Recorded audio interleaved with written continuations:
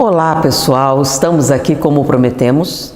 Para aquele momento eu apresentei a mãe da Anete e vocês mandaram muitas perguntas, uma grande quantidade mesmo. E como prometemos, estamos aqui para questionar a mãe da Anete, Dona Ana Guimarães. Mas antes, vamos pedir que ela se apresente. Qual o seu nome? Onde a senhora nasceu? O que é que a senhora pode dizer para a gente? Eu sei que a idade não pode, eu também sou proibida. Eu me lembro, todo mundo que pergunta, eu disse assim, não posso. Mas por que não pode? É que a última vez que alguém me perguntou, isso tem muito tempo, eu ia responder e minha mãe respondeu, não é pergunta que se faça a uma dama. E aí eu respondi, mas eu não me importo. Aí minha mãe, mas eu me importo, se você disser a sua, vão calcular a minha. E aí eu nunca mais contei. Então, Dona Ana Guimarães, vamos satisfazer a curiosidade dos internautas, que foi muita informação mesmo, muitas perguntas. Qual o seu nome? De onde a senhora vem? Eu sou Ana Guimarães, atualmente mais conhecida como a mãe da Anete. Sou do estado do Mato Grosso, apesar de muita gente achar que eu sou baiana, mas não sou. Sou do estado do Mato Grosso. Nasci na Chapada dos Guimarães, que é um lugar muito lindo, ao qual eu convido as pessoas que visitem, vale a pena. Como começou na mediunidade? É de família? Não, não é de família. Pelo contrário, foi uma confusão na família. A mediunidade apareceu muito cedo.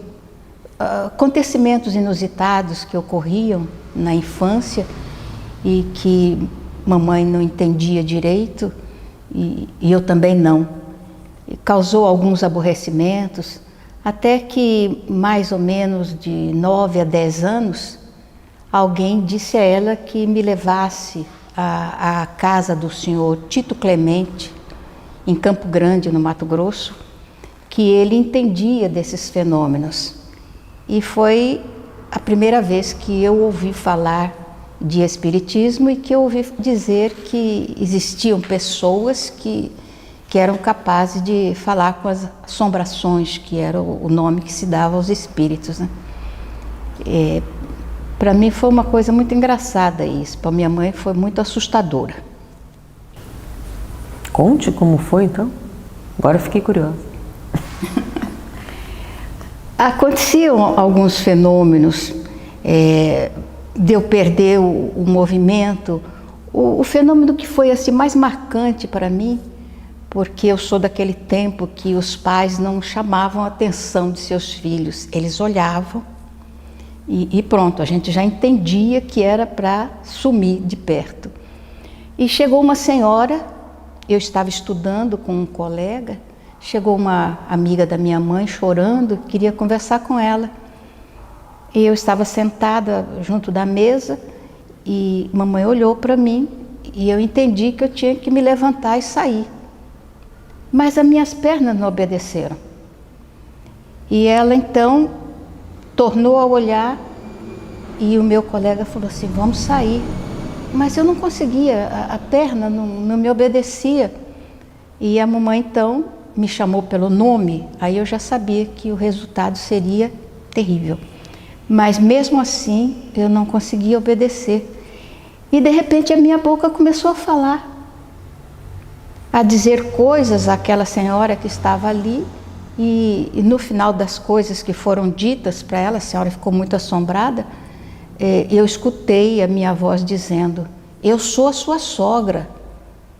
E parou, então eu fiquei paralisada e tomei uma boa surra da minha mãe. Essa parte mais triste, né? Isso aconteceu muitas vezes? Algumas vezes. O que vem, a próxima pergunta. Você se tornou espírita quando? E o que é que mais te surpreendeu ou aprendeu com o espiritismo? Eu não gostava dessa história de mediunidade, porque quando a mamãe começou a me levar nas reuniões, eu era muito criança ainda e as reuniões eram à noite e eu tinha muito sono. E só tinha pessoas adultas, e eu, criança, no meio deles, aquilo era muito desagradável. E eu era muito católica também, e gostava da igreja, sempre gostei muito da igreja, então aquilo para mim era bem desagradável. E foi só na adolescência, já aos 16 anos, que eu me defrontei com o espiritismo mesmo. Com a mediunidade eu já tinha contato há muito tempo, mas quando eu comecei a ouvir falar do que era o espiritismo, porque antes para nós era mais a assombração, os espíritos perturbadores, aquelas coisas todas. Aí no encontro de juventude, quando eu tinha abandonado a igreja, é que eu ouvi falar do Evangelho e me encantei com a mensagem evangélica. Isso é interessante, que aí a próxima pergunta é: você é médium? Sim, sou médium. E quando se tornou oradora? Falar eu comecei a falar muito cedo. Quando eu terminei de fazer o grupo escolar, eu fui oradora da minha turma. Depois no ginásio eu fui oradora da turma também. Depois, quando me formei no curso técnico de contabilidade e no curso normal, eu fui oradora da turma. Então eu estava mais ou menos acostumada. Mas oradora espírita mesmo foi quando eu comecei a frequentar a juventude e tomar conhecimento dos encontros de jovens, onde havia concursos de oratória, e eu fui convidada a participar de concursos. E a partir daí começou a acontecer. Isso do concurso de oratória é muito interessante. A gente gravou falando a respeito mais especificamente. Vamos para as outras perguntas. O que mais surpreendeu você no espiritismo? O que mais me surpreendeu no espiritismo foi a forma de contato com Deus e com Jesus. Quando eu frequentava a igreja, eu tinha muito medo de Jesus. Porque na igreja que eu frequentava tinha Jesus morto dentro de uma cripta, e eu tinha muito medo dele, naquela posição que ele estava. Sempre eu tinha a impressão que ele ia abrir os olhos e olhar para mim. Então eu tinha medo de Jesus, e Deus então era alguma coisa bem distante. De repente o Espiritismo veio trazer um Jesus muito, muito próximo, muito amigo, e um Deus que era um pai com quem eu poderia conversar e que ele me ouviria. Tudo isso foi tão diferente. E o estudo do Evangelho dentro da visão espírita, que não tinha nada a ver com o que eu aprendia na escola dominical, que eu aprendia na igreja. Então esse contato mais estreito e a responsabilidade que cada um de nós temos de crescer, tudo isso para mim foi algo diferente em termos religiosos. Qual o caso que mais lhe marcou nas atividades de oratória? A palavra responsabilidade é alguma coisa impressionante que nós deveríamos repetir mais vezes para nós mesmos.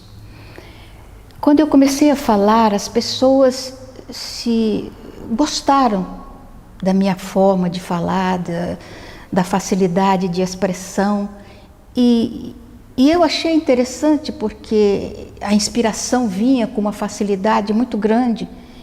E logo eu comecei a falar nas cidades próximas de Araçatuba, naquela região, e havia um acompanhamento de pessoas. Isso estava me deixando assim meio encantada com a história.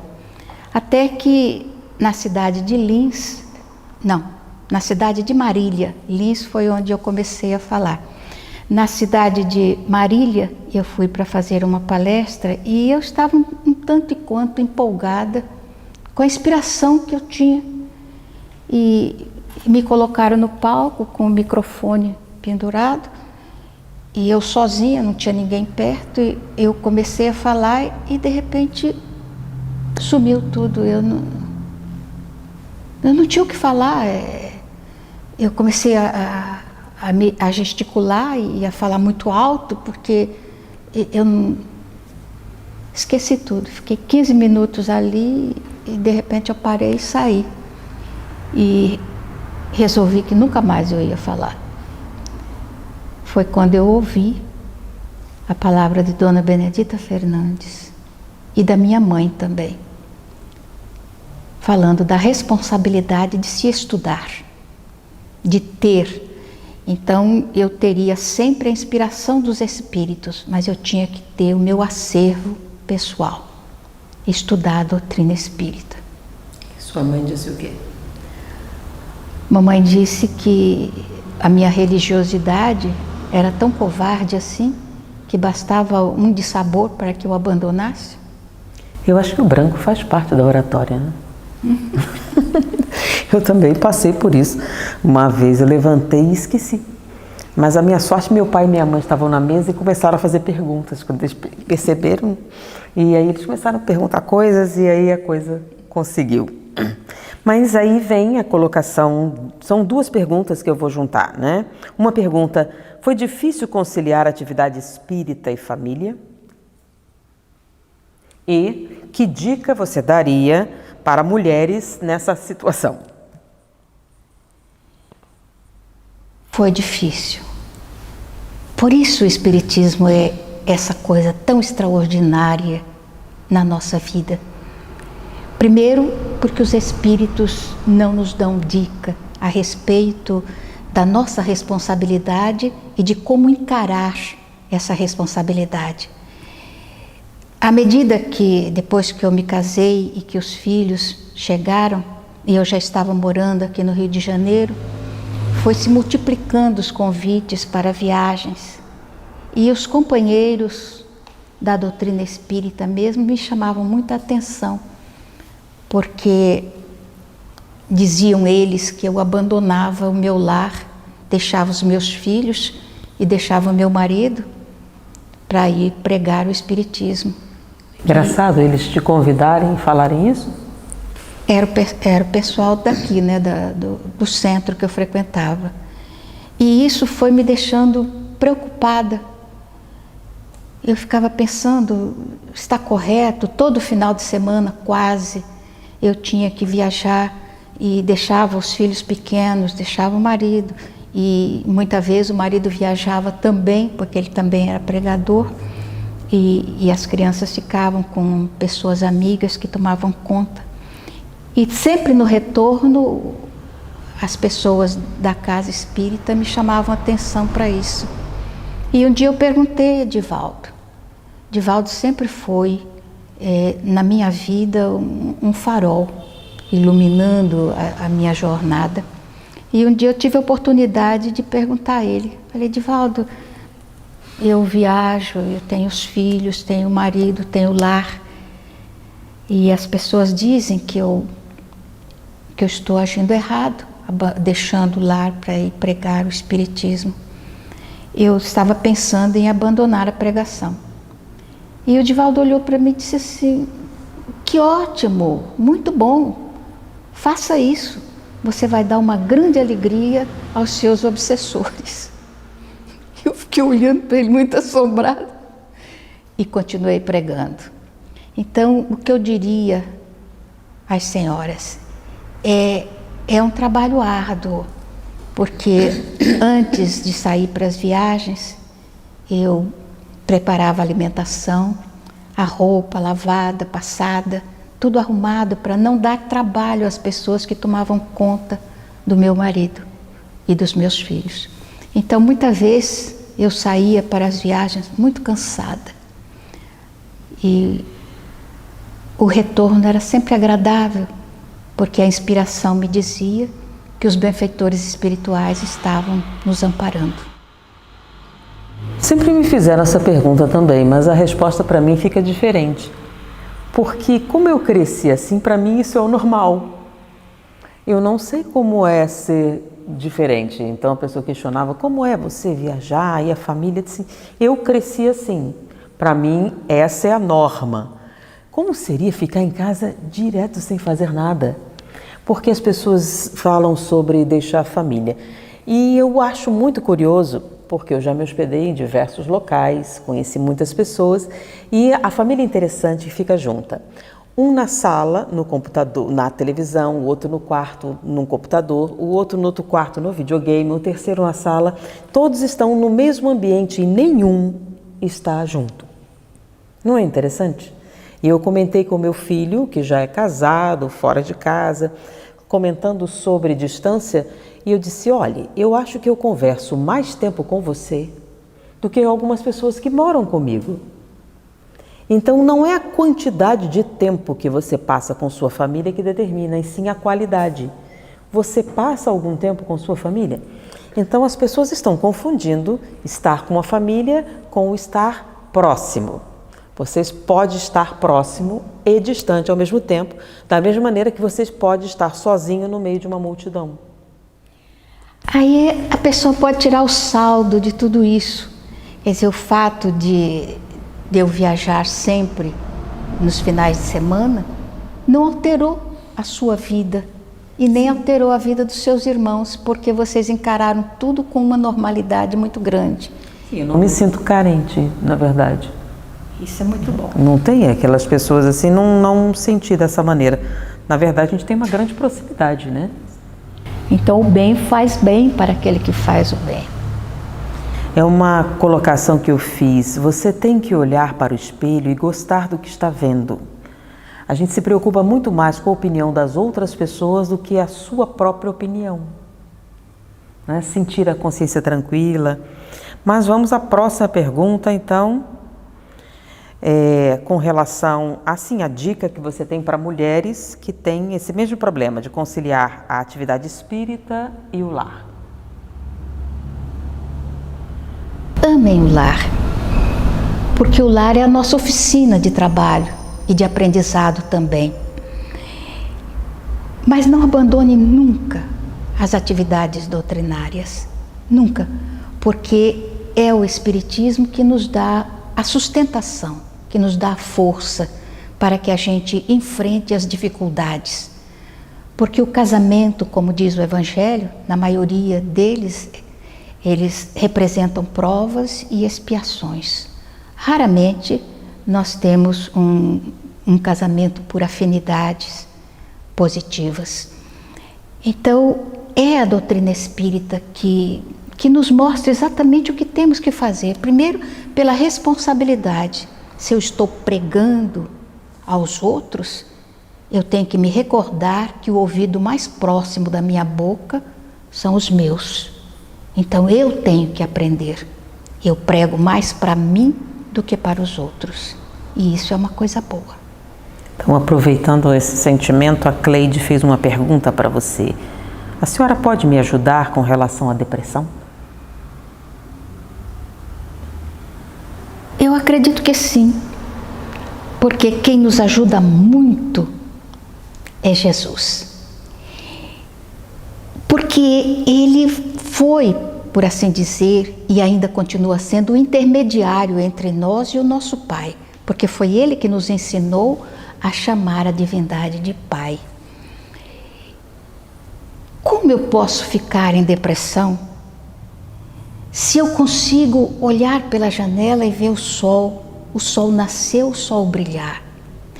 Se eu consigo ver uma flor desabrochando, se eu consigo colocar a mão debaixo da torneira e sentir a água nos meus dedos e saber a importância que ela tem e de onde ela procede, e saber que essa procedência é divina também. Como é que eu posso ficar depressiva se eu olho para o espelho e vejo dois olhos, duas máquinas fotográficas perfeitas no meu rosto? E eu sei que essas máquinas não foram feitas pelo homem, é criação divina. E de repente eu percebo que eu tenho dois aparelhos de som que são extraordinários e que me foi dado pelo meu Pai, pelo Criador. E depois esse outro aparelho que é perfeito, basta que eu movimente os lábios e o som sai da minha boca com perfeição. E mais extraordinário ainda, se esse som não sair perfeito, eu posso trabalhar no sentido de que torne perfeito. Então eu tenho tanta coisa boa para fazer a meu favor e a favor dos outros também. Não dá tempo para ficar triste, para ficar enjaulado dentro de mim mesmo. Eu preciso sair para ir ao encontro dos outros. Como é direcionar os filhos ao espiritismo? Aí vou juntar várias perguntas. Todos os seus filhos são espíritas? É fácil tornar os filhos espíritas? Como você fez para tornar seus filhos espíritas? Qual o segredo de tornar os filhos espíritas? E aí um grande número de perguntas gira em torno de como tornar. Foi difícil, é fácil, é complicado? Qual o segredo de tornar os filhos espíritas? Um dos meus filhos, ainda pequeno, na escola, ele foi perguntado a ele qual a religião dele, e ele disse espírita.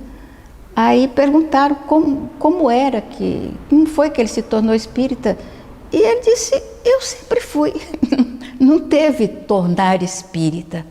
Então uma das coisas que eu falo sempre na nossa casa espírita, que a nossa casa recebe crianças pequenas, elas crescem dentro da nossa casa e eu acho isso lindo, porque os meus filhos cresceram dentro da casa espírita. Eu nunca deixei de levá-los, eu e o seu Guimarães.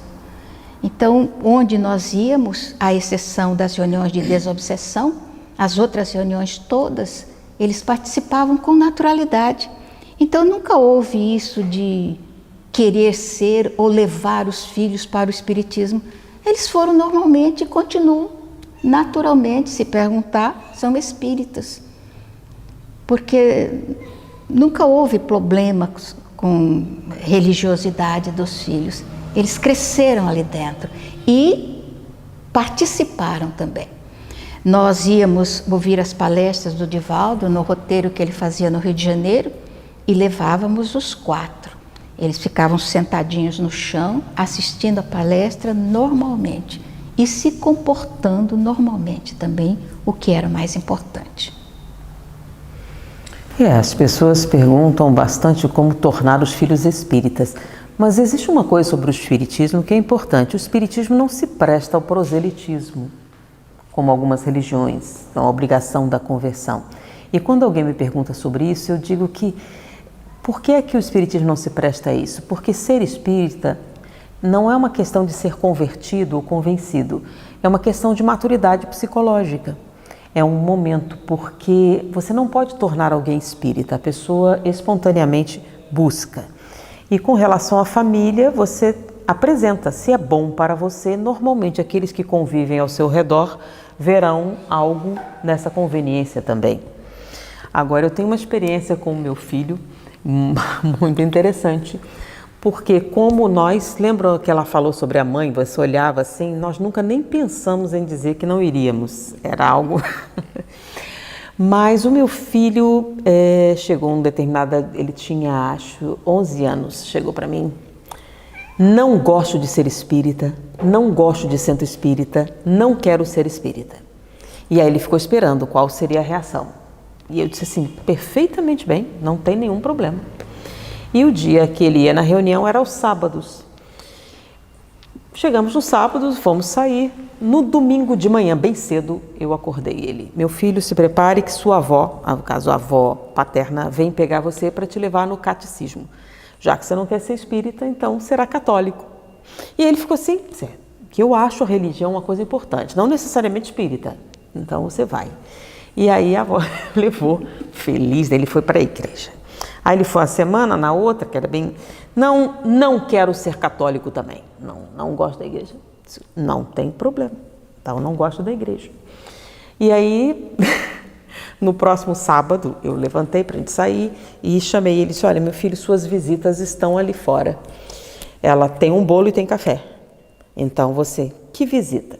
Eram os testemunhos de Jeová que bateram na minha porta e eu disse assim, olha, eu sou espírita, não tenho interesse em mudar de religião, mas meu filho é aberto à conversão. Se vocês conseguirem, ele não tem nenhum problema dele ser testemunho de Jeová. A moça ficou um pouco assustada, eles querem entrar e conversar com ele. Aí ela ficou assim, aí olhou uma para a outra e entraram, assim, bastante medo, sentaram aqui, olha, tem um bolo, café, eu vou chamar. E aí deixei ele e saí. Esse demorou mais tempo, foi uma semana, 2, foram algumas, aí não quero ser testemunha de Jeová, eu prefiro ser espírita. Se ele tivesse dito, não, eu tentaria budista, Hare Krishna, alguma coisa acabaria, mas ele preferiu o espiritismo, acho que é porque era mais fácil, menos doloroso, eu não sei. Dona Ana, a senhora teve filhos desafiadores? Depende em que sentido seriam esses desafiadores, né? Acho que com relação ao espiritismo. Ao espiritismo, não. Todos eles encararam com naturalidade, acompanharam o espiritismo e ler livros espíritas. Nunca houve, exatamente porque o processo foi acontecendo com naturalidade. Eles cresceram assim.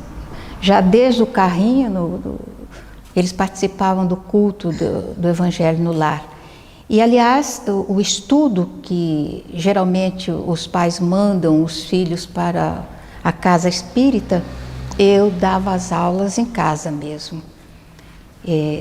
Com o flanelógrafo, as histórias, tudo eu ia contando para que eles conhecessem Jesus dentro de casa. Eu sei que a pergunta foi para você, mas aí eu posso dar uma parte. Quando alguém me pergunta sobre evangelização, e tenho que ser absolutamente sincera, eu não gostava da evangelização, de ir à evangelização. Eu gostava das reuniões doutrinárias. Então eu gostei muito mais de participar dos eventos para adultos do que para crianças. E aí eu reconheço que talvez o motivo seja as aulas em casa. Porque minha mãe contava a história todinha do povo hebreu.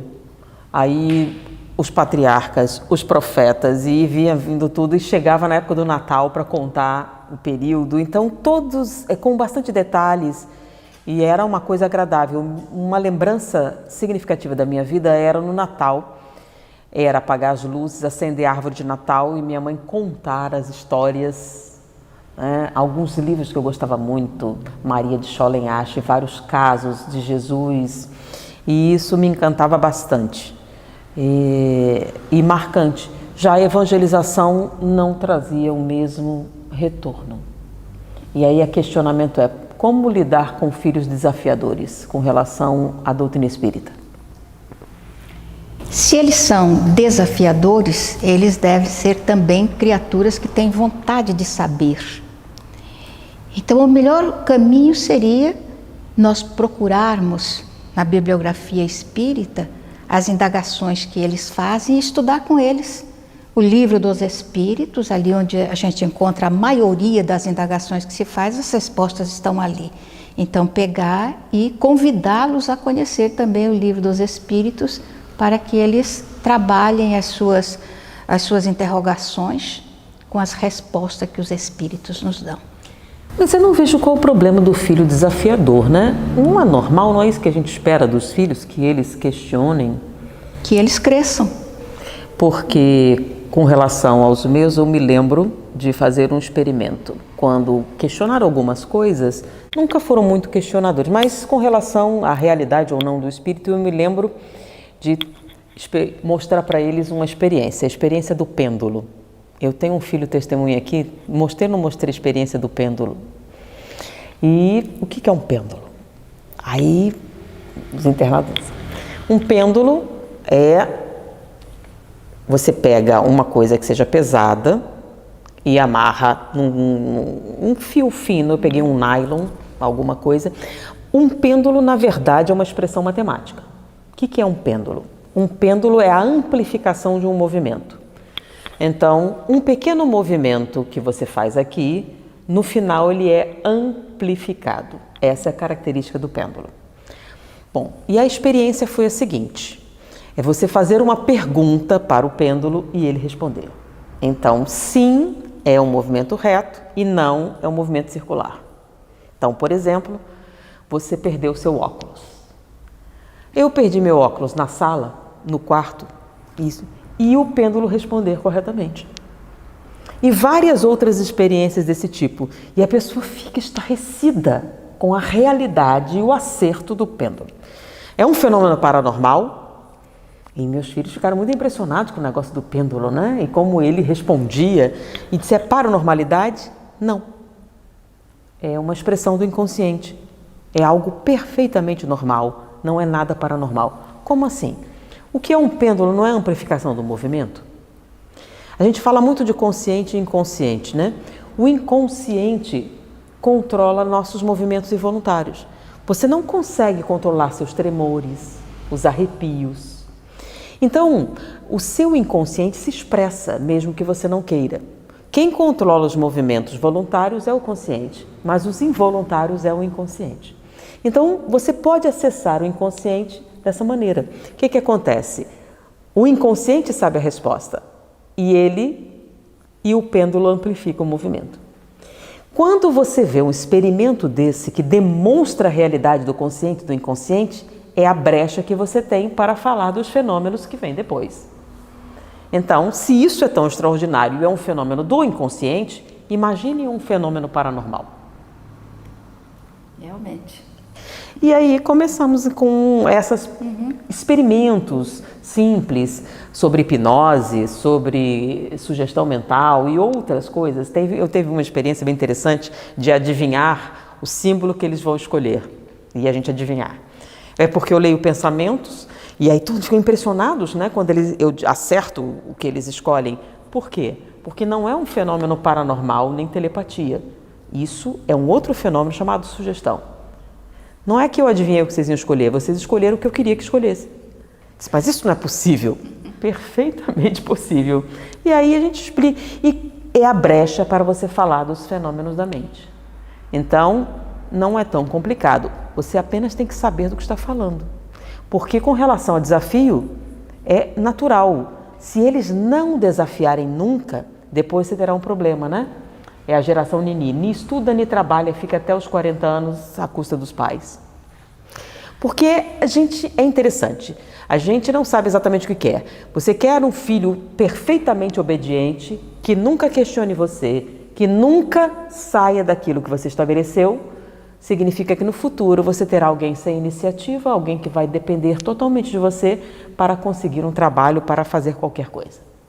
O que é que você... É verdade.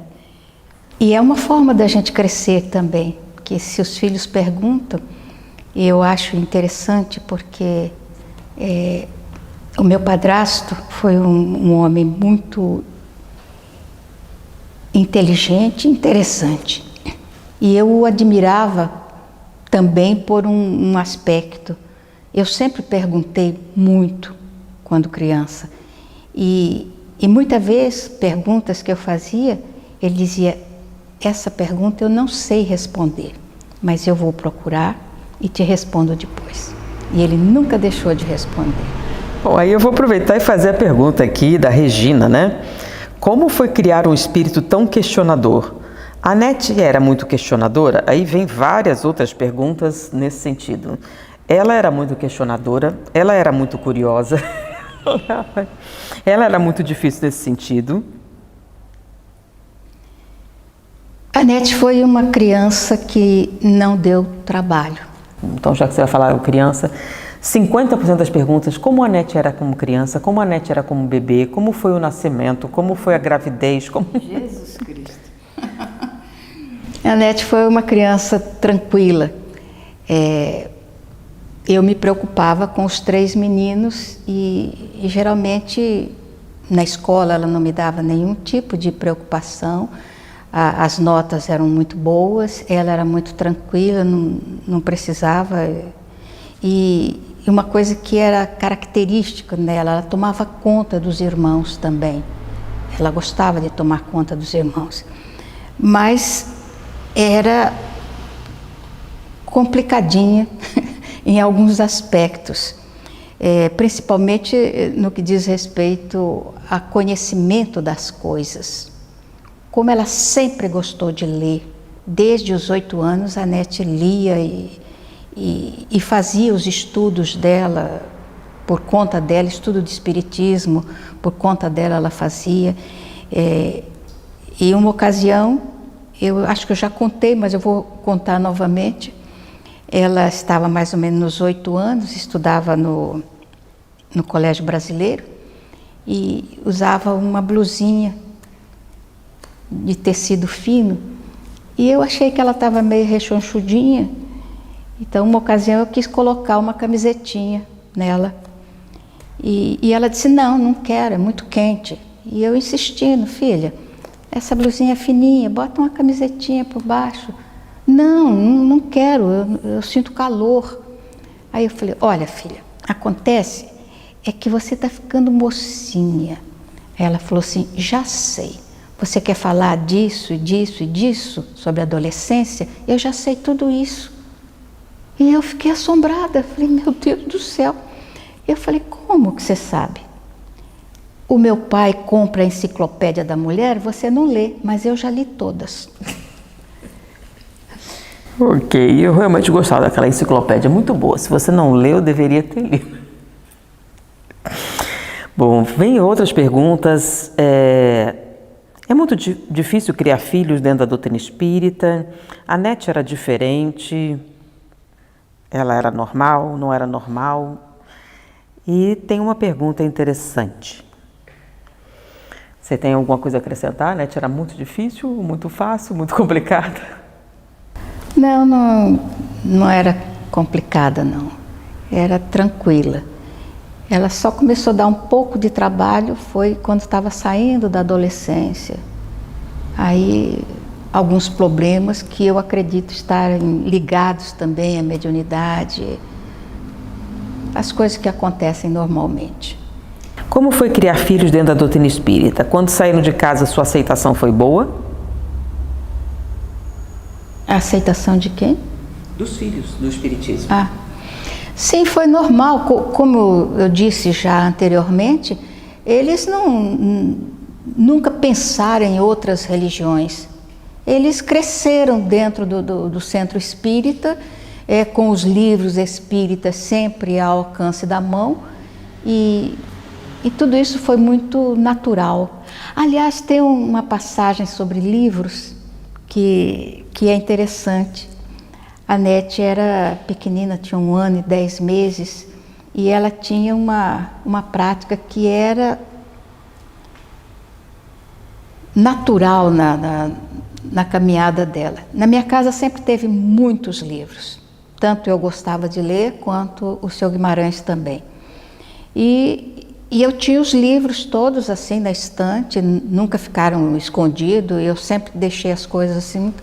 E a Nete tinha o costume de ir se arrastando no chão e chegava na estante e começava a derrubar os livros, um por um. Ela ia pá, e naturalmente eu ralhava com ela. E uma ocasião estava uma amiga na minha casa, uma amiga muito querida, Dona Conceição, que já está no mundo espiritual. E a Nete foi até a estante e começou a derrubar os livros. E ela já sabia que estava errada, porque ela derrubava e olhava para mim. Então eu levantei e peguei a mãozinha dela e dei uma palmada na mão dela. E falei para ela, não mexa nos livros, livro da mamãe, não mexa. E eu me sentei para continuar a minha conversa com a senhora e a minha amiga disse para mim, falou assim, esse é um bom método para fazer a criança não gostar de livros, né? Porque toda vez que ela vê um livro, ela vai saber que se ela pegar, ela apanha e o livro é da mamãe, não é para ela pegar. Olha, aquilo bateu na minha cabeça e nunca mais. Quando ela derrubava os livros, eu falava assim, é o livro da mamãe, do papai do céu e do papai, e você vai gostar muito desses livros. Então não derruba, senão machuca.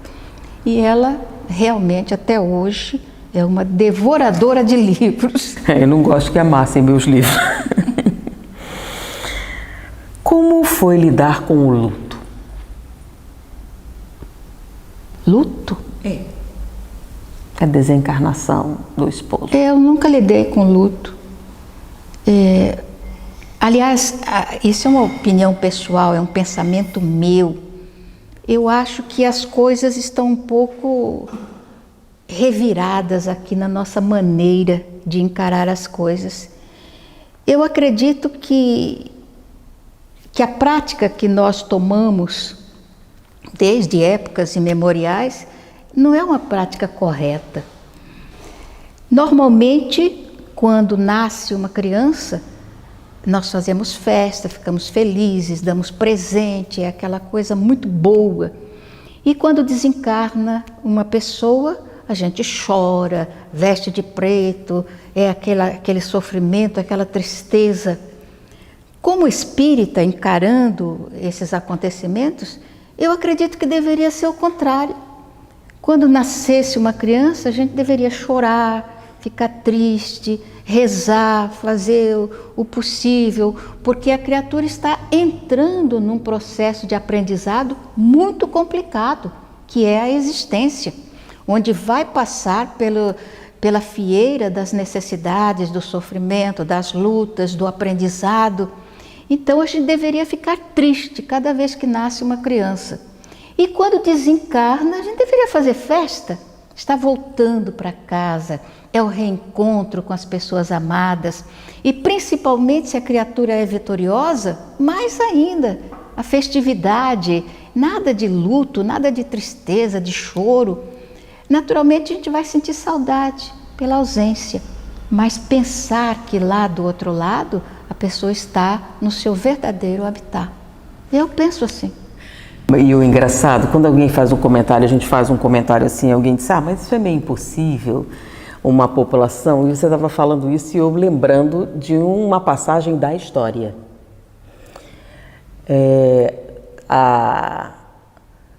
Quando Júlio César estava atacando os gauleses e ele quase perdeu a batalha, e que deu origem à primeira perseguição religiosa da história.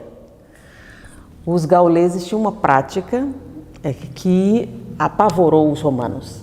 Eles estavam na batalha e eles eram um número muito menor, os exércitos romanos bem organizados, bem montados, muito mais poderosos, e os gauleses começaram a ganhar.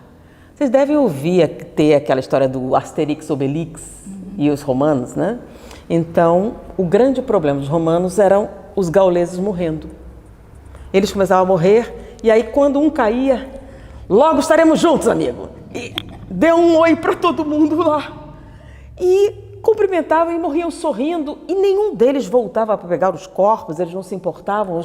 Eles caíam e eles continuavam lutando. Daqui a pouco nós nos encontramos e morria. E com alegria, logo estaremos juntos. E aquilo era muito estarrecedor. E os romanos começaram a ficar assustados. Eles riam ressuscitar, que história era essa? Porque quando eles chegavam na aldeia e uma criança nascia, eles iam para o druida. Quem é esse? Esse é fulano que volta. E ele era recebido pela família e pela família anterior. Ele voltou, fulano está voltando. Porque a reencarnação era um fenômeno cultural para os gauleses e os romanos começaram a ficar muito apavorados porque os gauleses não tinham medo da morte, a luta deles era impressionante e por isso Júlio César taxou o druidismo como ilegal e todo druida deveria ser morto e começou a primeira perseguição religiosa da história. A gente fala, quando começaram? Porque haviam guerras por território, mas uma perseguição religiosa não era comum e Júlio César iniciou a primeira. Então ele mandou exterminar todos os druidas. O druidismo era proibido no Império. Foi a primeira religião a ser proibida. Porque é possível sim você crescer dentro de uma ótica diferente. Bom, agora tem umas perguntas com relação ao espiritismo, né? Como foi a trajetória espírita da sua filha? Qual a palestra dela que você mais gostou? Na verdade, eu gosto de todas, mas o Divaldo batizou uma palestra dela de ameba obsidiada. foi o batismo que ele deu, a palestra que ela faz. Eu gostei muito porque esse processo de obsessão que as pessoas falam a respeito, mas não têm noção do perigo que é a obsessão e de como ela graça pela sociedade humana com uma facilidade tão grande.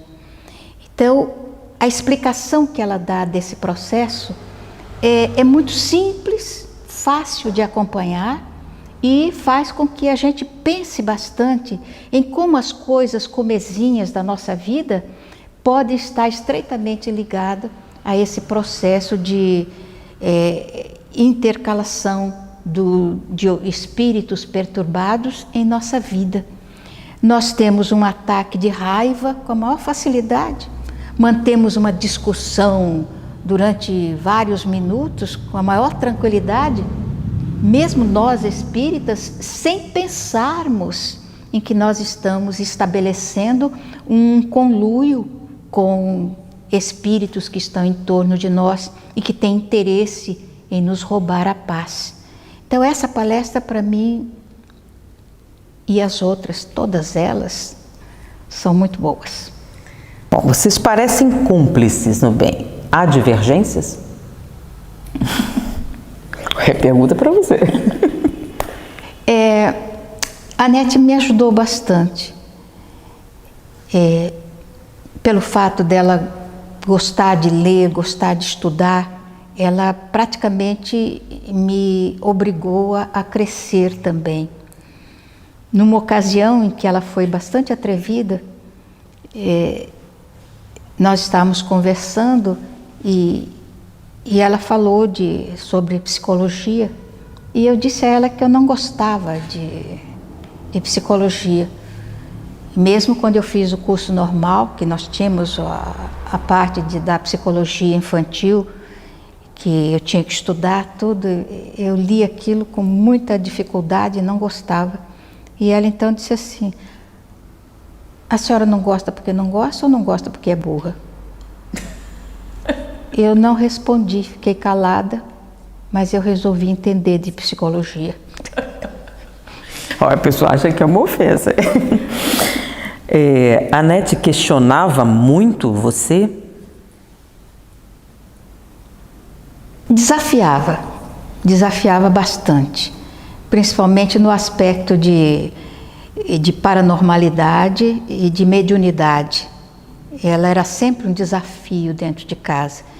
E eu sempre fiquei muito pressionada, porque eu tenho um respeito pela mediunidade muito grande, um respeito mesmo, de tal maneira que eu acredito até que eu andei sabotando a mediunidade em mim, porque sempre vendo as pessoas lidarem com a mediunidade assim com uma desvalia muito grande, tratando os espíritos com uma intimidade que eu tenho certeza não existe entre nós e os espíritos amigos, essa intimidade quase que doentia. Então, por essa razão, eu mesma sabotava a minha mediunidade para não criar esse vínculo de intimidade. O meu guia está aqui, o meu guia está dizendo isso, o meu guia está dizendo aquilo. E eu não vejo assim a mediunidade, eu vejo com muito respeito. E uma coisa que eu acho também muito importante, que o espírita saiba: os nossos guias não tomam decisões por nós. As decisões quem toma é a criatura. E naturalmente os guias, eles nos estimulam, eles podem até enviar algum pensamento, mas dizer para a gente que a gente deve pintar a parede de azul ou de cor-de-rosa, isso jamais. Então, a Nete de vez em quando me apertava. Bom, aí eu vou fazer um adendo, né? Que nossa primeira divergência era a diferença entre mediunidade e paranormalidade. Levou um bom tempo para a gente marcar a diferença entre uma coisa e outra. Inclusive, depois que a gente resolveu essa questão, na evangelização do centro, a gente começou, né? A gente tem até aqui presente os evangelizadores, Dona Paranormalidade e Dona Mediunidade se encontraram. Porque é muito comum a gente confundir a paranormalidade com a mediunidade, são coisas diferentes. Então, quando a gente pressionava, era com relação à atividade paranormal. Porque a gente tinha um pensamento que todo médium é paranormal, mas nem todo paranormal é médium. Bom, mas essa é outra história, tá? A gente está questionando a Dona Ana Guimarães. A senhora é tão doce quanto parece? É a pergunta aqui da Leidiane. Olha, eu não posso responder essa pergunta. Isso tem que ser feita para outra pessoa. Eu não sei se eu sou salgada, doce, não sei. O que é essencial para a vida? Essencial para a vida é viver. E viver corretamente. O objetivo da reencarnação é estabelecer o processo de crescimento moral e intelectual da criatura. Então, nós temos que nos educar. Isso é crucial para que haja esse aprendizado. Então, a educação tem que fazer parte da nossa existência. O objetivo da reencarnação com os nossos pais é que eles nos direcionem, nos eduquem. Filhos não são bibelôs, filhos não são brinquedos, filhos são espíritos, criaturas que precisam ser educadas, orientadas, direcionadas no sentido do bem, para o bem. E à medida que nós vamos sendo direcionados pelos nossos pais, nós vamos aprendendo a tomar conta também da diretriz da nossa vida, vamos aprendendo a viver. Então, o aprendizado, aliás, a vida é um aprendizado constante. Sempre. Deixa eu fazer umas perguntas mais interessantes, então. Vamos lá. Quando desencarnou José, pai de Jesus?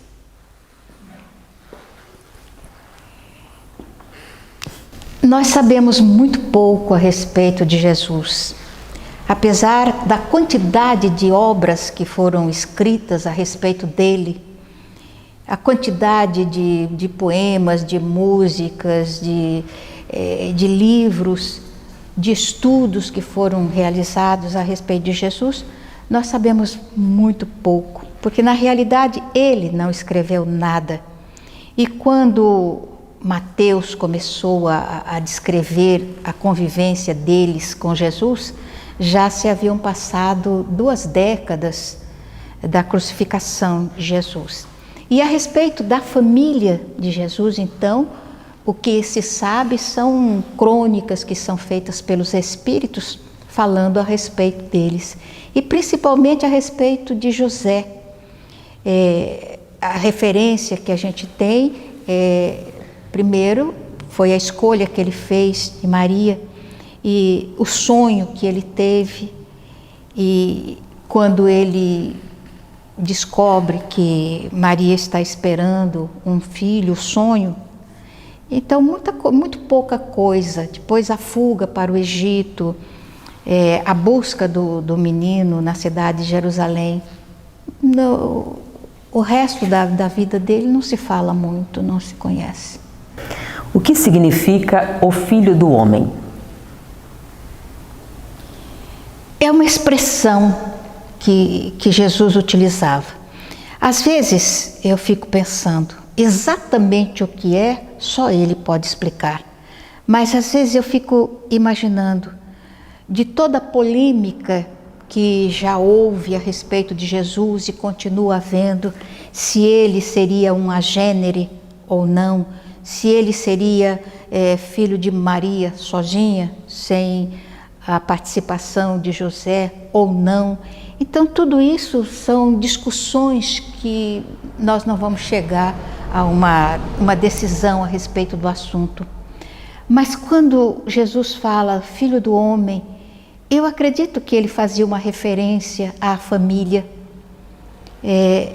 a família que ele tinha, porque Jesus foi alguém que deu uma visão enfática de família.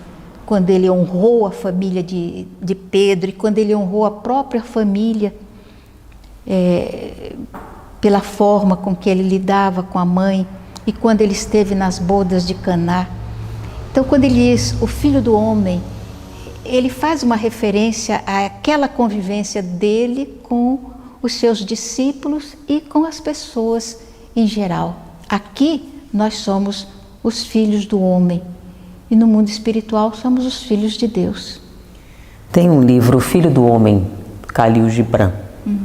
E eu estava, quando veio a pergunta, eu estava pensando e eu lembrando do enredo do livro, em que ele fala que filho do homem é o filho do sofrimento, aquele que sofre, aquele que bebe, aquele que sangra, aquele que está conosco. E ele faz o comentário que a divindade sempre foi algo distante, o divino, o sobrenatural, aquilo que não tem nenhuma relação com o homem. E que a partir de Jesus houve uma ruptura com esse pensamento. Que a divindade passou a ser alguém que nos entende, que é próximo, que está conosco. Por isso, Deus conosco. É uma visão mais ou menos parecida, mas o dele é poético. Também Khalil Gibran. Qual a influência do Evangelho em nossa vida? A influência do Evangelho em nossa vida será sempre aquela influência que nós dermos. Porque não adianta eu ter um Evangelho na minha casa se eu não abro ele nunca.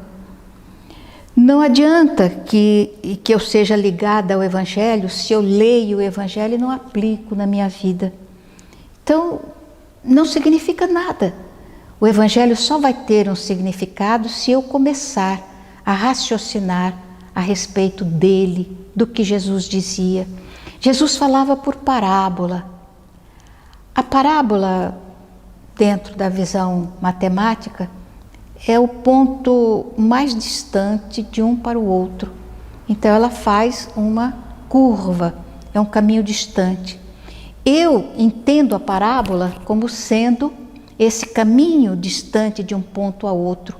A partir do momento em que Jesus conta a parábola, e à medida que eu vou reencarnando e aprendendo, eu vou visualizando a parábola de forma diferente. Então, o que eu entendia de uma parábola de Jesus quando eu me tornei espírita, já é bem diferente do que eu entendo hoje, já no declínio da minha existência. A visão é diferenciada. Então, o importante do Evangelho em nossa vida é o aplicativo que nós fazemos desse Evangelho na nossa existência. Uma pergunta aqui bem interessante. Como desenvolver o amor? É preciso ser vulnerável? Raul Oliveira, acho que é Raul. É muito boa essa pergunta, principalmente se nós pensamos em Swami Satya Sai Baba, que foi o idealizador de um programa de educação que, se aplicado pela sociedade humana, regra geral, será formidável para todos. A educação em valores humanos. Então ele dá 5 aspectos de valores humanos para que nós os apliquemos, que nós estudemos. Então eu acho interessante se você coloca os 5 aspectos, que seria paz, justiça, ação correta, amor e está me fugindo o último, não violência. Então, se você coloca esses 5 aspectos, voltando, não violência, justiça, paz, amor, ação correta, e você pergunta às pessoas por que aspecto positivo você iniciaria a sua jornada de conquista de valores. Normalmente as pessoas dizem amor. O amor. E eu penso e digo às pessoas, como é que você pode construir uma casa iniciando pelo teto? Não dá, você tem que colocar as bases primeiro. Primeiro as bases, depois levantar as paredes, para depois então compor o teto. O amor é o teto. Então, qual seria as bases? Aí alguém diz paz. Não. Para você ter paz, você precisa de outros valores. porque os valores ou as virtudes, elas umas contêm as outras. Então eu disse assim, o início da busca do amor é a ação correta. Então, se você age com correção, e essa ação correta é em todos os sentidos da sua vida, dentro de casa, na via pública, no trabalho, na escola, onde quer que você esteja, sempre a ação correta. Aliás, até tem um livro que diz assim, o título é Em Seus Passos, que faria Jesus? Esse livro é lindo. Muito lindo. Porque é um desafio para que as pessoas, cada vez que você vai fazer alguma coisa, por mais simples que seja, pensar, o que é que Jesus faria se estivesse no meu lugar? É um livro maravilhoso. Então, esse desafio. Com a ação correta, quando você começa a agir corretamente em todos os sentidos da sua vida, o que é que você conquista primeiro? Você conquista a paz. A paz da consciência tranquila. Hoje, graças a Deus, eu não cometi nenhum erro. Não fiz nada de que eu pudesse me envergonhar ou ficar triste comigo mesmo. Então você fica em paz. Quando você está em paz, pela ação correta, você aprende a ser justa também. Então você começa a aplicar a justiça. Então, quando você começa a ser justo em todas as questões que abrangem a sua vida, o que é que vai ocorrer? Você começa a gostar das pessoas, a querer bem as pessoas. E daí, então, a jornada na conquista do amor, ela se faz com naturalidade. Aí, o que é que acontece? O quinto aspecto desaparece. Porque não existe violência. A violência é a ausência do amor entre as criaturas. O dia que você amar as criaturas, você não violenta ninguém. Pelo contrário, você trata as criaturas com fraternidade, com carinho, com amizade. Então, a violência não existe. Ela é a ausência das demais virtudes. É assim que Sai Baba nos mostra um caminho bom para a conquista do amor. Eu estou rindo aqui porque tem uma outra pergunta que eu ia fazer mais adiante, mas que cabe aqui agora. Existe conflito entre ciência e religião e abordagens? E eu vou aproveitar essa fala para falar uma coisa. Essa colocação sobre o amor como construir, e normalmente as pessoas fazem o desenvolvimento pelo aspecto espiritual, religioso. E eu estava lembrando do trabalho do Richard Davidson, falando que a bondade é um fenômeno natural do cérebro, mas que nós treinamos nossas crianças em oposição aos seus talentos.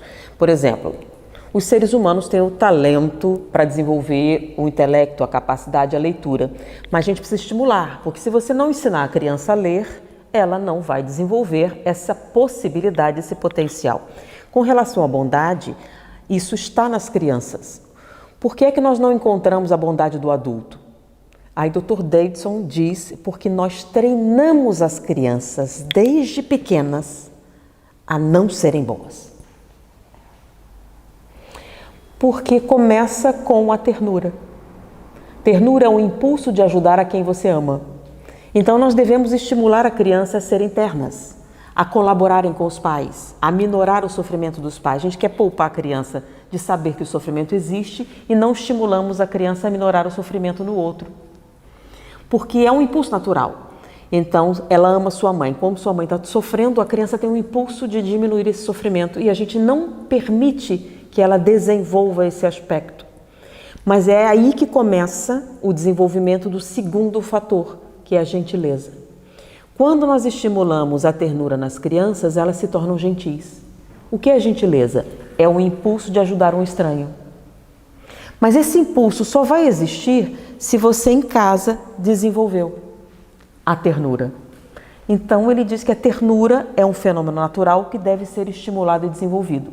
Porque quando você desenvolve a ternura e ela gera a gentileza, o exercício da gentileza sistemático na criança se transforma em bondade, que é o impulso de ajudar até aqueles que você não gosta.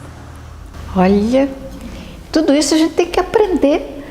E aí, quanto mais você aprende esses aspectos e sabe que é um desenvolvimento pessoal, você começa a ter a visão da grandiosidade de Deus, porque foi Ele que fez tudo isso só para a gente descobrir. E a proposta espírita é a aliança entre ciência e religião. Qual o livro espírita, vamos perguntar, que mais fala de ciência? O Evangelho segundo o Espiritismo. Onde ele fala sobre Sócrates, Platão, a ciência, a proposta da ciência, a aliança da ciência e da religião. Até porque a religiosidade é a busca da verdade internamente. A ciência é a busca da verdade externamente. Como a verdade está em toda parte, se você sinceramente e honestamente buscar, você encontra, não importa o caminho. Por isso que a frase, fé inabalável só é aquela capaz de encarar a razão face a face em todas as épocas da humanidade. Está no aspecto científico, porque para você alcançar essa fé inabalável, precisa conhecer. Tem uma pergunta aqui que a pessoa com certeza queria ser polêmica, mas vai ficar interessante. Um espírita pode se posicionar a favor da legalização das armas? Isso é interessante. Sabe por quê? Por que veio a pergunta? Porque a resposta não é o que as pessoas esperam, tá? O espiritismo, ele não proíbe você de abortar, não proíbe você de assassinar, não proíbe você de praticar o falso testemunho, não proíbe você de fazer absolutamente nada. É um direito seu cometer todos esses crimes. Peraí, como assim um direito seu? Se Deus permite, quem sou eu para não permitir? A proposta espírita, ela é diferente, muito diferente. A maior parte das religiões se baseiam na proibição disso, daquilo. O espiritismo se propõe o seguinte: quais as consequências de praticar o aborto? Quais as consequências do assassinato? Quais as consequências de todas as suas escolhas? E o mais importante, você terá inevitavelmente que conviver com elas. Porque não é proibindo alguém de fazer algo que mudará a pessoa. E eu normalmente faço o seguinte comentário: se nós proibíssemos nesse momento o sexo antes do casamento, sob pena de morte, haveriam pessoas que deixariam de fazer? Sim. Haveriam aqueles que enfrentariam a morte e tudo. Isso faria com que as pessoas fossem mais moralizadas? Ou melhores? Não. Ou melhores? Não, porque no momento que a proibição caísse, a pessoa faria. O que torna a virtude algo real é o impulso interno de fazer isso. Então, não é a proibição ou a não proibição que vai mudar a sua escolha. O que você deve fazer é, não importa o que tenha no seu exterior, você mantém a sua paz interna. Então, se as pessoas proibirem ou não proibirem, qual o seu posicionamento? Então, nada impede que, mesmo que elas sejam legalizadas, que nós façamos uma campanha desarmamentista. Ou você só pode fazer uma campanha de desarmamento se ela for ilegal. Tanto faz ela legal ou ilegal, você pode fazer a proposta de pacificação. Então, não importa o que todo mundo faz. Tem uma máxima de Sai Baba que eu gosto muito. O mal é o mal mesmo que todo mundo faça. Assim como o bem é o bem mesmo que ninguém faça. Então, aquela prova, todo mundo faz, não é desculpa nem sanção para o que você vai fazer. Então, a moralidade é uma escolha. É uma escolha comportamental individual. Até porque todo mundo já fez alguma coisa. Significa que todos nós teremos que arcar com as consequências dos nossos atos. Então, a proposta espírita não é proibir absolutamente nada. Então, não é uma posição espírita a legalização ou não legalização das armas, a legalização ou não do aborto ou disso ou daquilo. Apenas explicamos o que vai acontecer se você for o agente. Porque o escândalo acontece, mas ai daquele. Ok? Então, a proibição ou não de qualquer coisa não é um papel do espiritismo. Aliás, Kardec diz que se reconhece o verdadeiro espírita por sua transformação moral e pelo esforço que faz para domar as tendências negativas. Então, se eu tenho a tendência à violência, eu tenho que trabalhar no sentido de tornar a minha vida mais tranquila, mais pacífica, mais ordeira, ação correta. Bom, tem muitas perguntas a respeito do papel da espiritualidade, do coronavírus, da pandemia. Assim, a gente está cansado de falar sobre pandemia? Já. Já cansou de pandemia? É muita pandemia. E pandemônio. O que é a pandemia? Qual a causa da pandemia? Tem uma mensagem bem antiga, é de 1932. E ela fala: qual a causa das doenças? Resposta: nós. Então, qual a causa das doenças? Nós. Nós causamos as doenças. Por exemplo, hemofilia é uma doença. Não existe hemofilia na selva, nos leões. Sabe por quê? Porque os leões não passam para frente um gene defeituoso, então não existe. Quando é que isso acontece?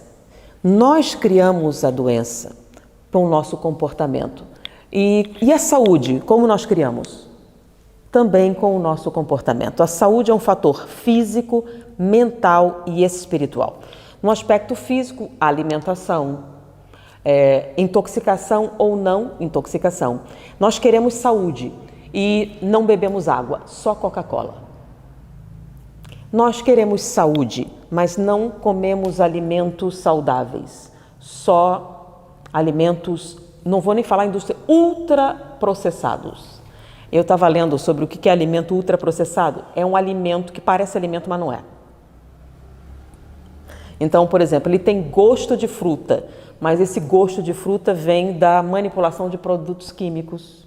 Ele parece queijo, mas não é. Parece iogurte, mas não é. Parece isso, mas não é. Então, é quase uma coisa artificial. Então, nós queremos saúde e temos ataques de raiva, de ódio. Nós queremos que o vírus deixe de existir, mas nós usamos a internet para agredir. A quantidade de pessoas que entram para agredir gratuitamente, para dizer o quanto eu odeio você, o quanto isso me... Você saiu do seu caminho somente para agredir. E aí clama pela saúde, pela paz. Você quer que desapareçam essas doenças e ao mesmo tempo você brutaliza outras pessoas. Ele merece a morte. Então, cada vez que você diz que alguém merece a morte, o que você constrói? A atmosfera propícia que ela aconteça. E infelizmente não são um com os outros. Porque a primeira pessoa que se suja quando a gente abaixa para jogar lama em alguém é quem? Quem pega a lama. Quem pega a lama. Então, se você tem por objetivo agredir uma pessoa, qual a primeira pessoa a ser agredida? Você mesmo. Então, qual a causa das doenças? Nós. Qual a causa da cura? Nós também. Então, se nós pacificarmos nosso corpo, nossa mente, nosso espírito, a saúde será algo perfeitamente natural. Então, por isso, a pandemia para mim é absolutamente normal, ela é fruto da agressão, da violência, da brutalidade. Mas por que agora? Por que não?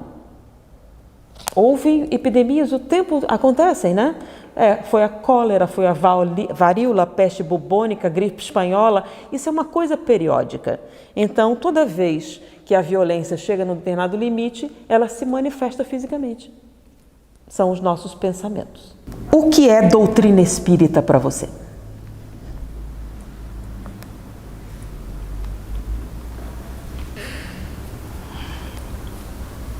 Doutrina espírita, para mim, é uma maneira de crescimento, de evolução, de me tornar melhor. Eu sempre gostei de religião, mas nunca pensei em religiosidade. Então, desde muito cedo, eu me encantava com a igreja, com os santos, e tudo para mim era muito bom, gostava de ouvir as missas, de participar das músicas, de tudo. Ao encontrar o Espiritismo, eu me encontrei, porque na igreja eu queria encontrar Jesus, na igreja eu queria encontrar Deus, na igreja eu queria encontrar os santos, No Espiritismo eu quero me encontrar, buscar a mim mesma. Então a frase de Kardec, que nós já declinamos, reconhece-se o verdadeiro espírita, para mim foi muito importante, porque eu sempre me pergunto, será que eu sou uma verdadeira espírita? E uma vez eu perguntei à plateia que me ouvia, como é que a gente encontra o verdadeiro espírita? E as pessoas dizendo, a gente observando e tal. E eu disse, não, você encontra o verdadeiro espírita no espelho. Você se olha e pergunta, você é um verdadeiro espírita? Porque não me importa se você seja, se o outro seja, o importante é se eu sou. Porque a pessoa mais importante do mundo sou eu. Quer dizer, Deus me criou única. Não existe outra criatura que seja igual a mim. Como Ele criou você, como criou a todos nós, todos somos únicos. Então nós somos as pessoas mais importantes da Terra. E a pessoa mais importante tem que ser a melhor também. Então a busca dessa melhoria, a busca do aplicativo do Evangelho em nossa vida é importante. Então o Espiritismo para mim é a evolução. E ele dá o respaldo correto, porque explica com clareza quais os objetivos da evolução e por que eu estou aqui. Bom, tem muita pergunta ainda, a gente deixa a oportunidade para encerrar, tá? Como combater o desânimo diante do cenário mundial? Olha, são perguntas que sempre me surpreendem. Eu sei que é para você, mas essa aqui acho que eu vou responder. Como assim desânimo? Eu estou achando que a gente está vivendo uma época tão extraordinária que eu lamento ter nascido tanto tempo atrás. Eu queria ter 15 anos agora para explorar a internet. Você tem ideia de tudo que você pode aprender na internet? Os cursos. Eu não estou dando conta de tanta coisa. Cada dia é uma coisa nova. Eu sempre quis aprender a tocar piano, mas era uma coisa impossível. A gente não tinha condições, não tinha um piano. Agora você pega o seu tablet, baixa um programa que custa R$15 e você realmente aprende a tocar piano. Você aprende idiomas brincando. Meu Deus, que época fantástica para se viver! Que época extraordinária! Eu amo esse equipamento aqui, o tablet. Né? A definição, as imagens, as fotografias. Meu Deus, é tanta coisa linda. Tem um programa sobre o Egito, de realidade virtual, em que você entra na pirâmide. Você entra usando aquele óculos de realidade virtual. O óculos custa R$20, gente. R$20. Tem gente que gasta isso num pastel. E você entra na pirâmide, olha a pirâmide, vê. A sensação é incrível. Incrível de ver as obras de arte. Uma visita ao Museu de História Natural usando realidade virtual. Meu Deus, que coisa incrível. Como pode ter desânimo? Realmente, eu não compreendi a pergunta, não consigo ver a pergunta. Eu acho que isso é uma escolha pessoal. Se você escolher levantar e olhar para o chão durante 24 horas, o que é que você vai achar que o mundo é? Só o que você vê, só a sujeira e o pó. Agora, se você escolher olhar para cima, você vai ver dias de sol, dias nublados, dias floridos, dias de todo tipo, dias incrivelmente maravilhosos. É muito, muito lindo. Estou de quarentena, mas não estava há alguns meses atrás, então você poderia pegar o ônibus. Eu vou contar um divertimento meu. Eu levantava bem cedinho antes, ia até o ponto de ônibus e pegava um ônibus 476. Entrava, botava um Walkman com umas músicas bem legais e ele dava uma volta na Lagoa Rodrigo de Freitas ao amanhecer. Ele dava a volta e eu voltava para o mesmo ponto. Descia, ia para casa, tomava, ia para a escola. Então eu fazia esse passeio para ver o nascer do sol na Lagoa Rodrigo de Freitas. E tinha um momento em que ele entrava assim, eu via ali aquela montanha, o Jardim Botânico, que é lindo, o Rio de Janeiro é lindo. e eu fazia esse passeio de ônibus. O mundo é lindo, tudo é lindo. Muitas vezes. E hoje, quando eu estou mal, tem um cenário que eu paro, que está perto da minha casa, e eu olho, e não tem como você não ficar bem, não agradecer a bondade, a beleza. Ah, mas eu não consigo. Então você pega o seu celular de alta definição, que você pagou caro para poder ver as coisas ruins na internet, e pega o cenário bom, pega coisas bonitas. Tem um site na internet, só notícia boa, maravilhoso, só notícia boa. Notícias no mundo inteiro sobre coisas boas. Fizeram uma pergunta para as 100 pessoas mais influentes do planeta. Quando eu digo os mais influentes, entre as pessoas influentes, eles deveriam votar qual o mais influente. E selecionaram 100 pessoas. Então, na comunidade científica, entre cientistas, só gente boa votando, escolheram os 100 melhores. E perguntaram para essas 100 pessoas: você se sente otimista com relação à humanidade? 100% das pessoas mais influentes do planeta disseram: sim, eu me sinto otimista com relação à humanidade. E são pessoas que, não vou falar de titulados, são pessoas reconhecidamente importantes. E todas, sem uma única exceção, se sentem otimistas. Uma antropóloga nunca se amou tanto. Peraí, como é que é? Nunca se amou tanto. E ela explica isso. Um outro, nunca se produziu tanto. O outro, a tecnologia está num ponto que podemos reverter os danos feitos à ecologia.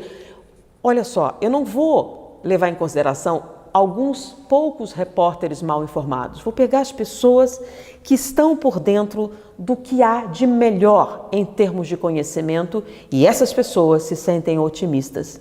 Por que eu deveria me sentir diferente? Afinal, nós somos filhos de Deus, herdeiros do universo. Foi um prazer estar com vocês. Muita paz. Quer dar suas palavras finais? Muito interessante tudo isso que você disse, que é verdade. E o fato de acontecimentos tristes que ocorrem no mundo e dar essa repercussão, essa revolução, isso é uma coisa boa, porque antigamente pregavam-se as pessoas nos postes e botava fogo, e todo mundo achava natural. Hoje a sociedade humana se revolta diante de um crime hediondo, diante de coisas tristes como acontece. Então essa revolta do povo já é a demonstração de que eles estão se tornando humanos, estão se humanizando. Agradeço a atenção de todos e espero que o nosso convívio tenha sido agradável. Então, pessoal, essa foi a primeira entrevista com a mãe da NET, Dona Ana Guimarães. Se você gostou, dê o seu like e deixe um comentário. Você gostaria de uma outra entrevista desse tipo? Você tem alguma pergunta que não saiu? Se a gente tiver um número significativo de perguntas, a gente pode voltar e conversar. Dê um tema que você gostaria que a gente abordasse. E não esqueça de se inscrever no canal.